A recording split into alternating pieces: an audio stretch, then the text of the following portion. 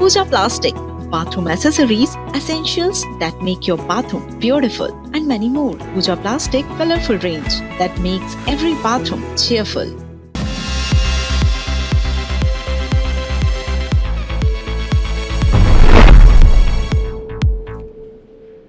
नमस्कार, top 10 news में आप सभी दर्शकों का बहुत स्वागत। मैं हूं आपके साथ राहुल सौमित्र। रायपुर से खबर आ गई है, श्यामनगर के देवार डेरा में चाकूबाजी हुई है। गांजा तस्कर ने बुजुर्ग को चाकू मार दिया। गांजा तस्कर है, उसने बुजुर्ग को चाकू मार दिया। असल में बुजुर्ग ने कहा गांजा मत बेचा करो, उसने इतना कहा तो चाकू मार दिया। आरोपी गांजा तस्कर फरार है, पुलिस उसे ढूंढ नहीं पा रही है। आरोपी की तलाश पुलिस कर रही है। ये देखिए आप, ये तस्वीरें हम आपको दिखा रहे हैं। आरोपी की तलाश पुलिस कर रही है। अनूपपुर के कोतमा में शनिवार को एक बड़ा हादसा हो गया। 4 मंजिला इमारत भर-भरा कर गिर गई। हादसे में मौके पर एक शख्स की डेथ हुई है, जबकि 5 से ज्यादा लोग गंभीर रूप से घायल हो गए।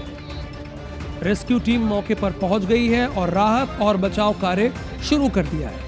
बताया यह जा रहा है कि इमारत के बेसमेंट में निर्माण कार्य चल रहा था, जिसकी वजह से भवन की संरचना कमजोर होने से बिल्डिंग भरभरा कर गिर गई। इस घटना का एक सीसीटीवी फुटेज हमारे पास आया है, जिसमें देखा जा सकता है कि बिल्डिंग कैसे अचानक जमींदोज हो गई। घटना शनिवार 5:30 बजे के आसपास की बताई जा रही है। चश्मदीदों के मुताबिक पूरी इमारत ताश के पत्तों की तरह ढह गई, यानी पता ही नहीं चला, ऐसे गिरती चली गई। बिल्डिंग के गिरने से आसपास के कई छोटी दुकानें जो हैं वहां मलबे की चपेट में आ गए। फिलहाल पूरे इलाके को सील कर दिया गया है और प्रशासन लोगों से कह रही कि प्लीज आप लोग दूर ही रहिए। सभी को अभी रिफ़र किया जा रहा है। लोगों को निकाल के हॉस्पिटल अभी रिफ़र किया जा चुका है और लोगों का रेस्क्यू ऑपरेशन किया जा रहा है। ACCL एवं अन्य समस्त कंपनियों से मदद ली जा रही है और रेस्क्यू ऑपरेशन जारी है। बिल्डिंग गिरने का कोई कारण अभी समझ में आया? अभी इसकी प्रारंभिक जांच नहीं की गई है। का कारण तो अभी हम नहीं बता सकते हैं, लेकिन देखिए अभी हम इसको बचाव के लिए हमारे यहाँ SCCL, JMS, अडानी व जितने भी ऐसे रेस्क्यू टीम है, सारे रेस्क्यू टीम के पूरे स्किल टीम आ चुकी है और हम पूरे कोशिश में है कि इसको जितना जल्दी हो सके मलबा हटा के जो भी अंदर दबे सबको निकाल करके उनको सुरक्षित तरीके से हॉस्पिटल भेज करके उनके जीवन बचाया जाए। मुरैना के सबलगढ़ के रामपुर कला इलाके में कंस मेले में अश्लील डांस करने का एक वीडियो सोशल मीडिया पर वायरल हो रहा है। अच्छा, ये कंस मेला है, डांसरों पर पैसा उड़ाया है। यह वीडियो 31 मार्च का बताया जा रहा है। वीडियो वायरल होने के बाद थाना प्रभारी ने सफाई दी है। प्रशासन की इस कार्य प्रणाली पर जनता सोशल मीडिया पर तीखे सवाल दाग रही है। यानी पहले पैसा उड़ाओगे और उसके बाद सफाई दोगे।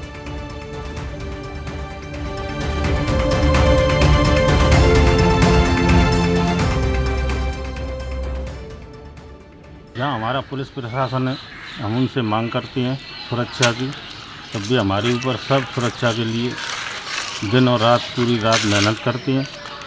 शाम के टाइम पे जो नौटंकी का प्रोग्राम हर वर्ष की तरह रहता है उसको सभी लोग देखते हैं, प्रशासन व्यवस्था करता है। ये पता चला कि रूप सिंह मेरे ऊपर पैसे वगार कर दे रहा है, तो मैंने उसको डांट के मंच से उतार दिया।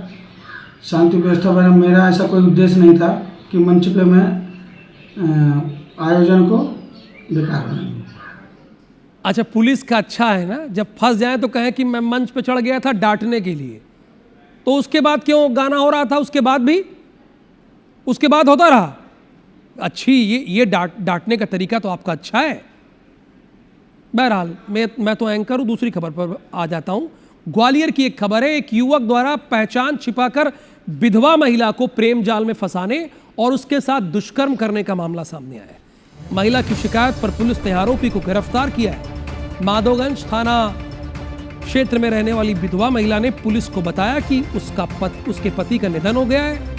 इसके बाद वो अपने 2 बच्चों के साथ मायके में रहने लगी थी। इसी दौरान उसकी पहचान एक युवक से हो गई जिसने पास ही में रहने वाले एक लड़के से उनकी मुलाकात हुई, जिसने अपना नाम रवि ठाकुर बताया, और काफ़ी समय तक उनके जो है आपस में दोस्ती होने के बाद प्रेम संबंध चलते रहे। लगभग 1-2 साल होने के बाद उस लड़की ने जो है शादी के लिए उसको अप्रोच किया, तो उसने बताया कि मैं तुमसे शादी नहीं कर सकता हूँ, और उसने अपना असली नाम भी बताया जो कि समीर खान था। समीर का कहना था कि मैं तुमसे शादी नहीं करूंगा, लेकिन तुम चाहो तो मेरे साथ संबंध बना के रख सकती हो। इसमें उस लड़की ने मना कर दिया, तो उसने बोला कि मैं तुम्हारे फोटो वीडियो जो है सोशल मीडिया वायरल कर दूंगा। इसको लेकर के वो लड़की काफ़ी दुखी हुई और थाने पर उपस्थित हुई। यहाँ उसकी FIR दर्ज की गई है और आरोपी को भी गिरफ्तार कर लिया गया है। अभी इसमें अपील में जारी। कोरबा में सोडा गन्ना जूस की दुकान में इस्तेमाल की जा रही बर्फ में मरा हुआ मेंढक मिला है, जो सोडा गन्ना जूस में इस्तेमाल किया जा रहा था। बर्फ जूस बनाते समय जब बर्फ को तोड़ा जा रहा था तभी उसमें मेंढक दिखाई दिया, जिसे देखकर मौजूद लोग हैरान रह गए। मेंढक मिलने की इस घटना का वीडियो सोशल मीडिया पर वायरल हो रहा है। मैं बर्फ का डिपो चलाता हूँ यहाँ पे। मैं कई जगह से बर्फ लेता हूँ। कहाँ का बर्फ है, ये बर्फ मेरा है भी कि नहीं मैं क्या बताऊँगा। जैसे मैं लाता हूँ, कई जगह से लेते हैं, तो बर्फ समझ में नहीं आता ना कहाँ। छत्तीसगढ़ के मुख्यमंत्री विष्णुदेव साय शनिवार शाम पश्चिम बंगाल प्रवास से वापस रायपुर लौटे हैं। इससे पहले CM साय झारग्राम जिले में बीजेपी प्रत्याशियों के नामांकन रैली में शामिल हुए। CM साय ने जनता से बीजेपी को वोट देने की अपील की, तो धुरंधर स्टाइल में CM साय ने पश्चिम बंगाल की ममता बनर्जी सरकार पर तीखा प्रहार किया। उन्होंने कहा, पिछले 15 साल में पश्चिम बंगाल की जनता को केंद्र सरकार की जन कल्याणकारी योजनाओं से वंचित रखा गया। प्रधानमंत्री आवास योजना, हर घर नल योजना और किसान सम्मान निधि जैसी योजनाओं का लाभ गरीबों तक और किसानों तक नहीं पहुंच पा रहा है। साथ ही उन्होंने कहा कि पश्चिम बंगाल में बेरोजगारी का बोलबाला है, बहन बेटियों की सुरक्षा सुनिश्चित नहीं हो पा रही है।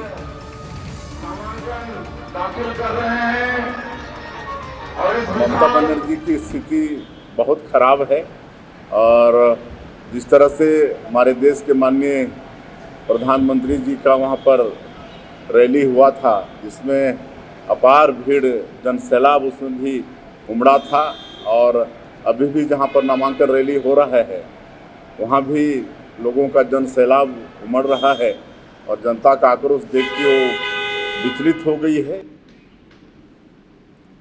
रायपुर लोकसभा क्षेत्र से भारतीय जनता पार्टी के सांसद बृजमोहन अग्रवाल ने मुख्यमंत्री साय को पत्र लिखा है। उन्होंने शारदा चौक से तात्यापारा चौक तक प्रस्तावित फ्लाईओवर निर्माण के स्थान पर सड़क चौड़ीकरण की स्वीकृति प्रदान करने का आग्रह किया है। बृजमोहन अग्रवाल ने अपने पत्र में लिखा है कि मुख्यमंत्री स्वयं इस मार्ग के चौड़ीकरण के पक्ष में निर्णय ले चुके हैं, लेकिन वर्तमान बजट में फ्लाईओवर निर्माण की घोषणा से आमजन में असंतोष है। उन्होंने कहा कि संकीर्ण और घनी आबादी वाले इस क्षेत्र में फ्लाईओवर बनने पर स्थानीय पर भी प्रतिकूल असर पड़ेगा।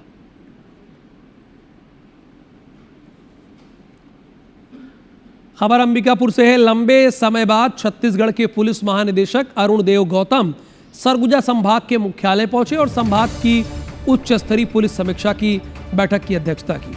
बैठक में सरगुजा रेंज के IG दीपक कुमार झा, सभी जिलों के पुलिस अधीक्षक और राजपत्रित अधिकारी शामिल रहे।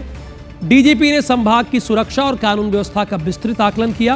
उन्होंने कहा कि थाना स्तर पर पुलिस की कार्यप्रणाली की समीक्षा की गई और DSP स्तर के अधिकारियों को थाना और अपने क्षेत्र की बारीक जानकारियों को सुधारने के निर्देश दिए गए। इसके साथ ही पुलिस अधीक्षकों को कम्युनिटी पुलिसिंग और SDOP के काम की लगातार समीक्षा पर ध्यान देने को कहा गया। DGP ने स्पष्ट किया कि हथियारबंद नक्सलवाद समाप्त हो चुका है और अब केवल कुछ लोग अपने बचाव के लिए गांवों में छिपे हुए हैं। अफीम के मामलों में पुलिस को कड़ी कार्रवाई के आदेश भी दिए। तो हमको अपनी पीढ़ी को, नए पीढ़ी को, बच्चों को बचाना है अगर नशे से, तो ये सतर्कता केवल पुलिस पे ब्लेम डाल देना कि ये पुलिस ही रोक लेगी, ये संभव नहीं होगा। सब लोग अगर इस उद्देश्य से कुछ कुछ काम करते रहेंगे तो हम इसका जो सबसे खराब इम्पैक्ट है उससे हम बच सकेंगे। राष्ट्रीय स्वयंसेवक संघ की 2 दिवसीय समन्वय बैठक और समन्वय वर्ग भोपाल के शारदा विहार आवासीय विद्यालय में शुरू हो गई है। इस बैठक में RSS मध्य भारत प्रांत कार्यकारिणी के पदाधिकारियों समेत अनुषांगिक संगठनों के पदाधिकारी शामिल हो रहे हैं, जहां संघ शताब्दी वर्ष के कार्यक्रमों और कार्य पद्धति पर चर्चा हो रही है।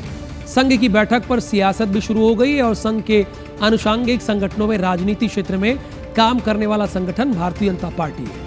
यही वजह है कि कांग्रेस ने इस बैठक को लेकर सवाल उठाए। पूर्व मंत्री पीसी शर्मा ने कहा कि बैठकें कितनी भी कर ले, लेकिन जो नेता कांग्रेस से बीजेपी में गए हैं उनकी मांगे पूरी नहीं हो रही है, समन्वय कभी नहीं बनेगा।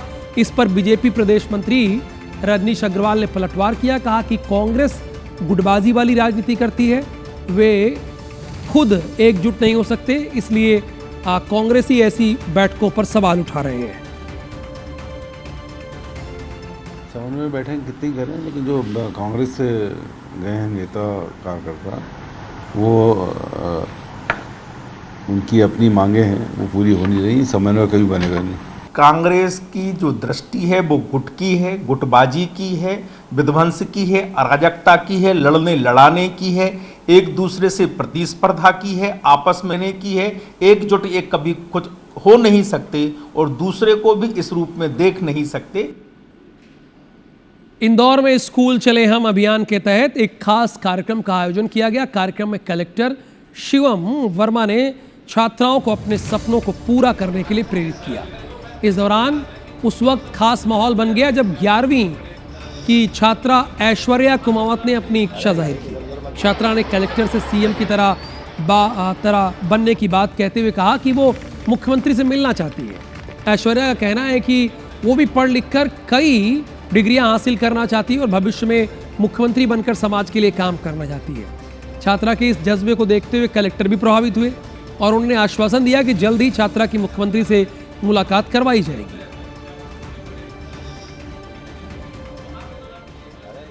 मैं बड़े होके डॉक्टर मोहन यादव की तरह बनना चाहती हूँ, क्योंकि वो हमारे देश के लिए बहुत कुछ करते हैं और उनके पास बहुत सारी डिग्रियां भी है और मैं उन्हीं की तरह डिग्रियां लेना चाहती हूँ ताकि मैं अपने देश के लिए बहुत कुछ अच्छा कर सकूँ। सेंट्रल इंडिया में आधुनिक स्वास्थ्य सेवाओं के क्षेत्र में अपनी पहचान बना चुके अपोलो सेज हॉस्पिटल्स ने अब भोपाल को एक और बड़ी सौगात दी है। अस्पताल में एडवांस्ड लीवर डिजीज और ट्रांसप्लांट क्लिनिक का शुभारंभ किया गया। इस अवसर पर सेज ग्रुप की managing director architect Shivani Agarwal, doctor Abhishek Yadav, Apollo Sage के सीईओ धनंजय कुमार समेत कई लोग मौजूद रहे। इस नई सुविधा के साथ अपोलो सेज हॉस्पिटल्स अब सॉलिड ऑर्गन ट्रांसप्लांटेशन के लिए एक प्रमुख ट्रांसप्लांट सेंटर बन गया है।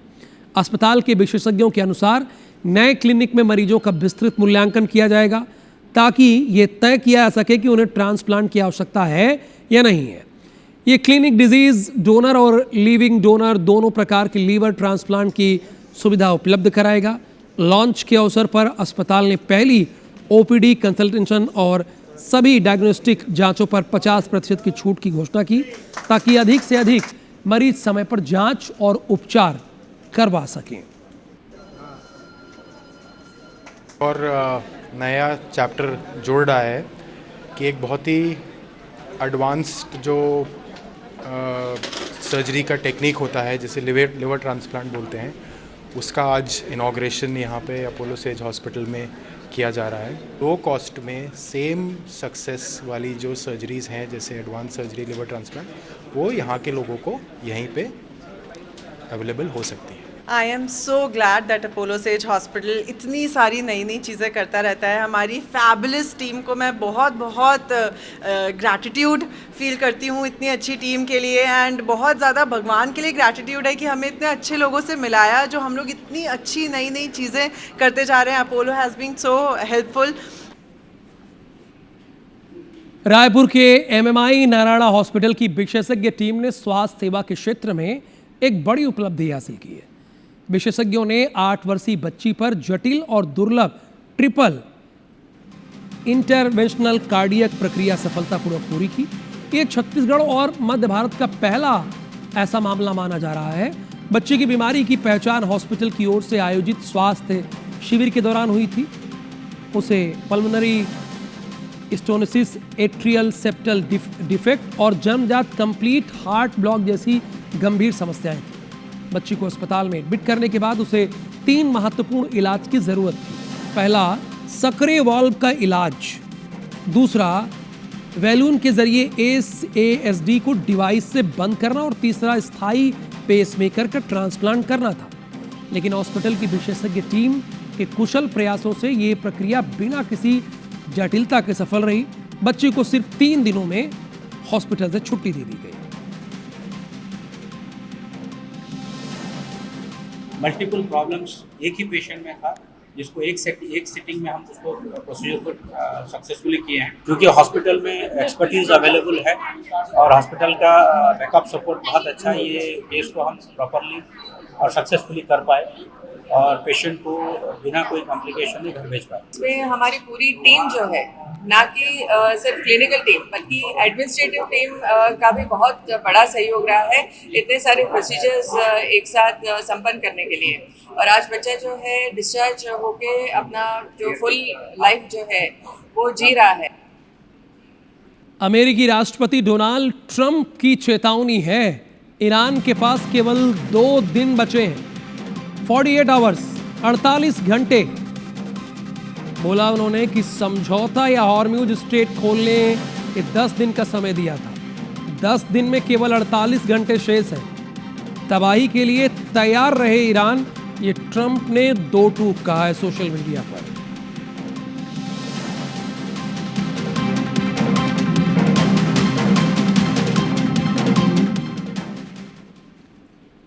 इस बुलेटिन में फिलहाल के लिए इतना ही। अब बने रहिए IBC 24 के साथ। नमस्कार।